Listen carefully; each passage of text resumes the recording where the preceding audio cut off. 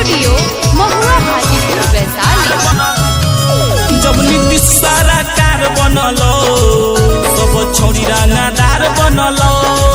जब नीतीश सरकार बनलो सब छौरी रंगदार बनलो। डारो में रखो हथियार देखे में खून खार लगलो। जब नीतीश सरकार बनलो सब छौरी रंगदार बनलो।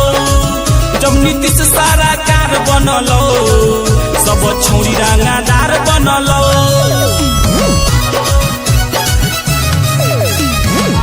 डिजिटल रिकॉर्डिंग स्टूडियो महुआ हाजीपुर वैशाली। आगे आवे दे नीतीश के फिर से बिहार में सब छौरी काटा रखो अपना डार में। आगे आवे दे नीतीश के फिर से बिहार में सब छौरी काटा रखो अपना डार में। कोई छौड़ा के न चलतौ अब छौरी राज करतौ। जब नीतीश सरकार बनतौ सब छौरी रंगदार बनतौ।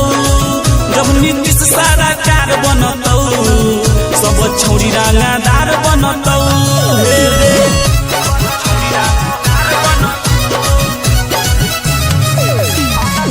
डिजिटल रिकॉर्डिंग स्टूडियो महुआ हाजीपुर वैशाली। अरे छौड़ा के अब न चलतौ रे शासन। छौरी के आगे झुके प्रशासन। छौड़ा के अब न चलतौ रे शासन। छौरी के आगे झुके प्रशासन। सब छौरी उड़नबाज बनलौ मनीष देखी परेशान भेलकौ। जब नीतीश सरकार बनलौ सब छौरी रंगदार बनलौ।